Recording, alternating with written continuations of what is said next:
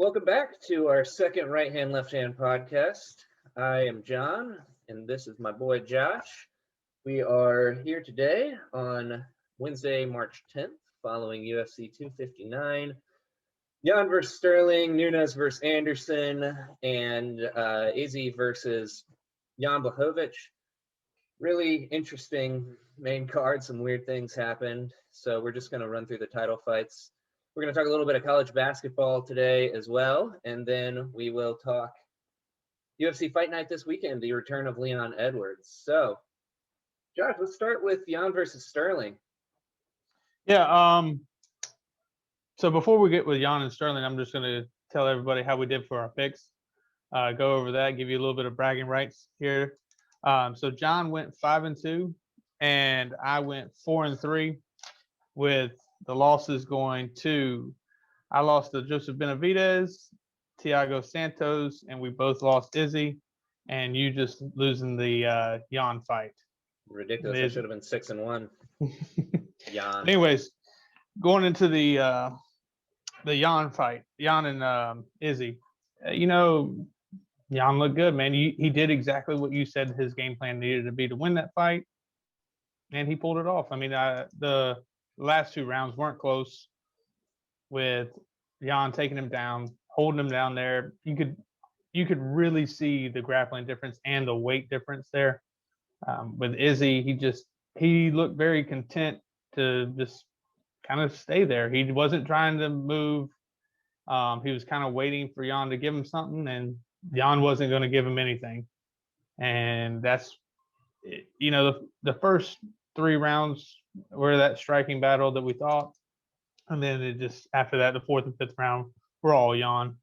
But the 10-8 rounds were ridiculous. I don't think there should have been a 10-8 round in there whatsoever. You see a 10-8 round, somebody's getting their ass beat. They're not just laying there and taking a couple punches here and there. Right. I agree. I didn't see any 10-8 rounds. Now, Izzy certainly didn't do anything in 4 and 5. Exactly. But Jan, his game plan was basically be bigger than Izzy. And once he realized that Izzy wasn't going to knock him out in those first 2.5 rounds, and he just went in and was able to use his size to his advantage. So, yeah, I think really, he felt that power, and he was just like, well, he's not going to knock me out. I'm okay. And Izzy's not used to these guys being able to keep him down like that, right? Those middleweights can't keep him down. Izzy hadn't really spent any time on his back because he's so quick and slippery and strong, and he's able to just get right back up. I think Jan was just so much bigger than him. Yeah, I think if you're a middleweight looking at that fight, I think the only, Marvin Vettori did a good job against him at middleweight, where they went to the split decision. He did the same thing in the third round to Izzy. I think that's kind of your game plan, and I think that when he goes down to middleweight again, I think the winner of that Marvin Vettori and Darren Till fight will get the next shot. It won't be that Whitaker Costa fight. I think that's the route the UFC will go, because and Izzy's even come out and said that he wants to fight Darren Till next. So if you see Darren Till win that fight, I believe that's who you'll see next. I actually favor Vettori in that, but that's for another day. Yeah, we can talk about that another time. I think Whitaker's the best matchup for Izzy in that division. But before we move back up the card a little bit, though, do you think you'll see Izzy back up at light heavyweight again? It won't be for a while. I believe, that weight definitely played a factor in that. And I think that's the reason why Jon Jones is taking so much time to move up in weight as well. Even though they both have that bigger frame, Izzy's not a small guy. He's 6'4". So, he's got that, he can grow into it, but he's got to take the time to properly grow into that weight class, because it's not like you're jumping from featherweight to lightweight. It's not a 10-pound difference. It's a 20-pound, 25-pound difference there from 185 to 205, And those guys are cutting down to 205. They're not, Jan's a big 205er, like we talked about before. I think 220, they were saying. Yeah, he walks around about 220, 225. I mean, he's cutting 20 pounds to get to that 205 limit. Right. Whereas Izzy didn't even what he weigh in, like 200, 201 or 2, something like that? 200.5, yeah. Yeah. So, I mean, that made a huge difference.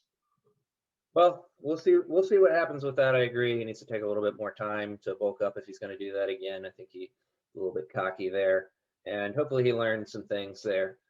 But Amanda Nunes, man, she just ended this girl. This girl's not even with UFC anymore after that fight. Yeah. Unbelievable. There's no challengers at 145.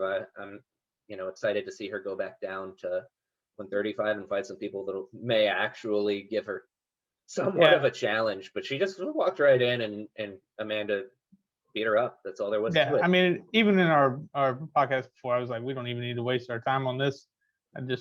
Amanda's the GOAT. I mean, what else can you say? She is better than everybody in every aspect, whether it be striking, grappling, submission, anything you name it in MMA. She's better at these girls. Looks like, yeah, and it looks like what I've been reading a little bit is with Holly Holm being out with kidneys because she was supposed to fight Julia Pena.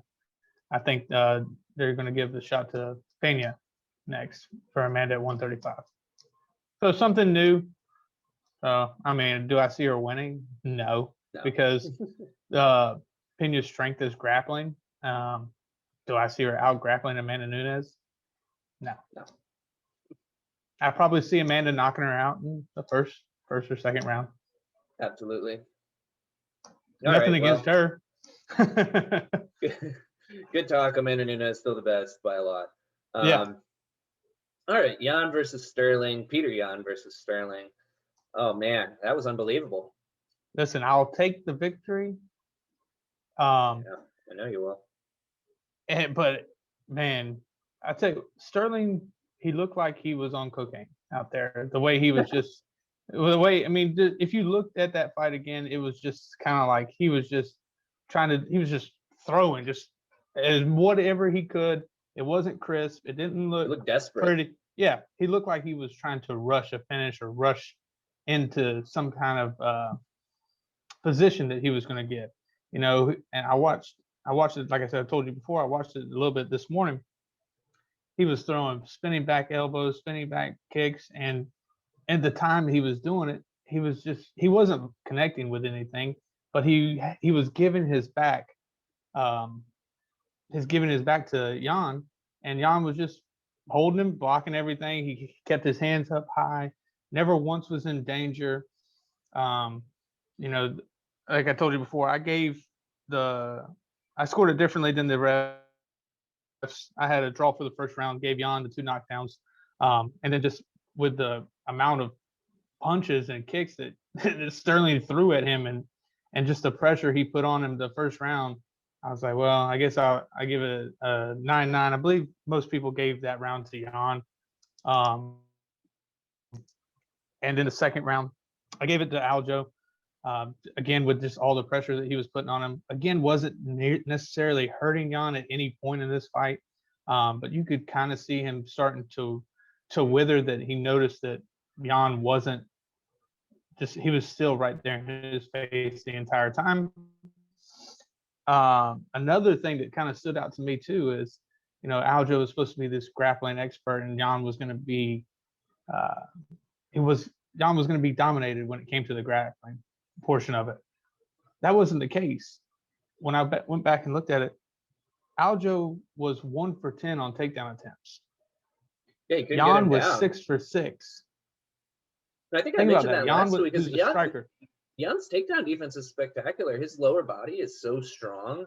Like, yes, he's just so strong for a 135er, and you can see that.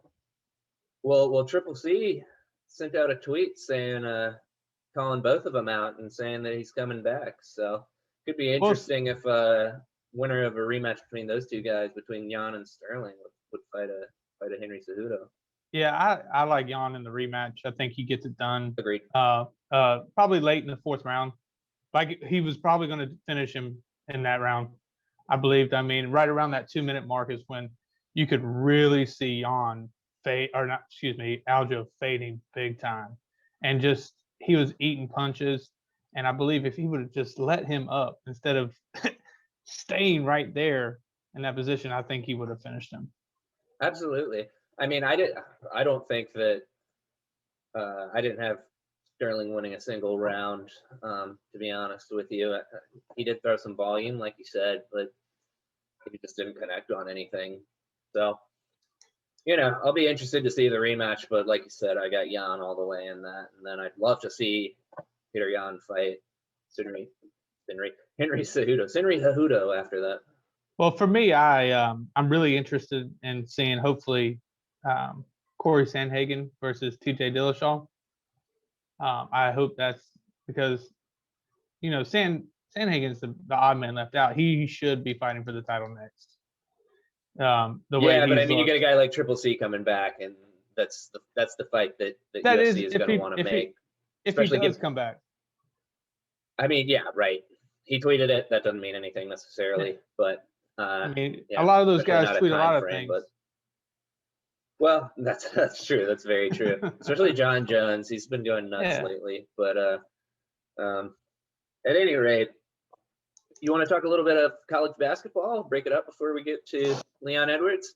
Yeah, let's hit it. We're big ACC guys. And we got the ACC basketball tournament. It started yesterday. But not really anything interesting that we would go into detail about. I think it was Miami, Duke, and Notre Dame were the victors yesterday. Yep, and the dregs of the league, the Pittsburgh, Boston College, and Wake Forest all got wiped out pretty handily. Yeah, I don't think any Wake of Forest those did better than I thought they would. But. Yeah, I don't think any of those games were very close. So Wake Forest lost by 3 to Notre Dame, but Duke won by 30 and Miami won by 6. So today we have NC State playing first, my alma mater, playing Syracuse. 3-point underdogs. You better believe I hopped on that.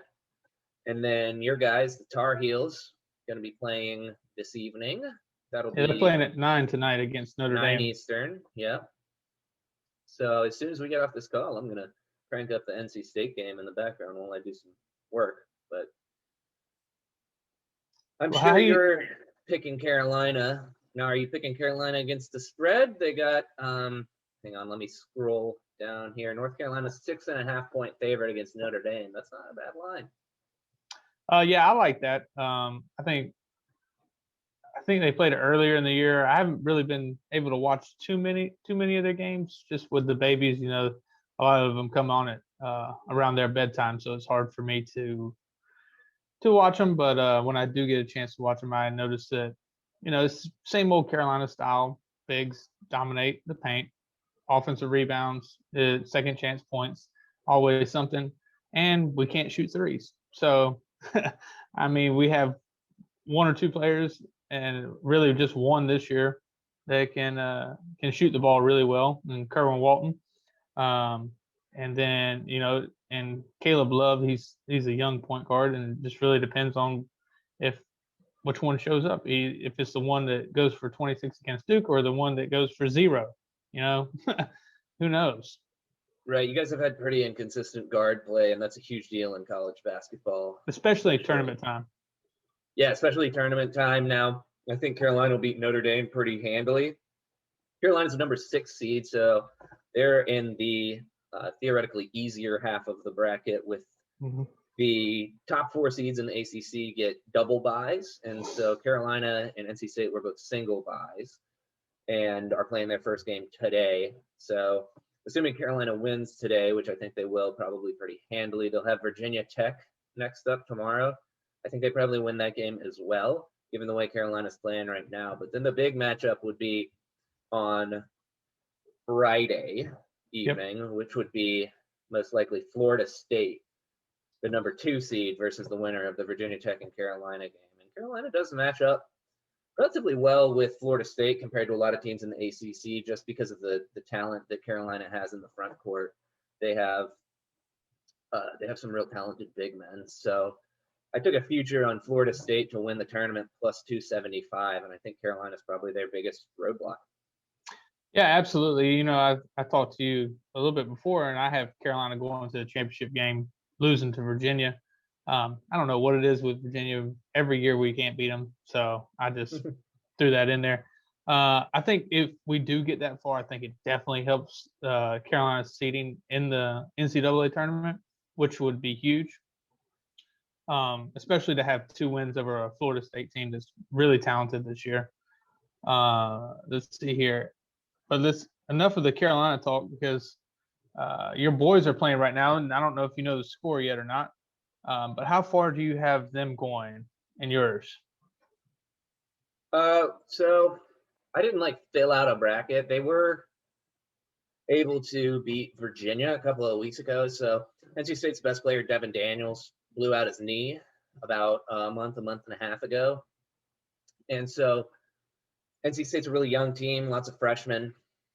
We have 2 freshmen in the starting lineup, 3 that are seeing significant minutes, that being Cam Hayes, the starting point guard, who's really started to come along lately. NC State's won 5 straight ACC games, including games against Virginia, who obviously is the number 1 seed, the class of the league.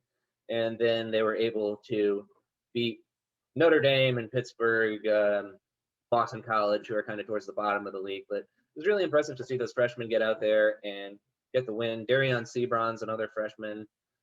He's a small forward, really rangy, athletic dunker, really athletic, great on the defensive end. Exactly the kind of player that Kevin Keats, the coach of the NC State Wolfpack, really likes to recruit. So this is going to be a strong recruiting class for us. They're really starting to come along. We've had 2 COVID pauses this season. And then, of course, Devin Daniels, our starting point guard and best player, who suffered a season-ending injury. Really sad because he's a senior. This is his last year. So that was a bummer, but they're playing with house money. Like I said, I think they'll probably beat Syracuse today. They are 3-point underdogs, which I think is a favorable line for our gambling interests out there. I have my doubts whether they'll be able to beat Virginia a second time, but who knows? Maybe they could. I don't see them making it very deep. I just hope that they can get 1, maybe 2 wins and then get an NIT bid so that we can get some experience for those young guys and then have another strong recruiting class coming in next year and keep building the program and hopefully be able to leapfrog over Duke and Carolina, or at least be competitive with those guys in the next couple of years. You got a pretty good chance of leapfrogging Duke the way they look. Yeah, they look pretty bad. All right. Well, that's enough basketball. We'll get back to UFC next, and we'll talk a little bit of Leon Edwards returns against, remember the name, Bilal Muhammad.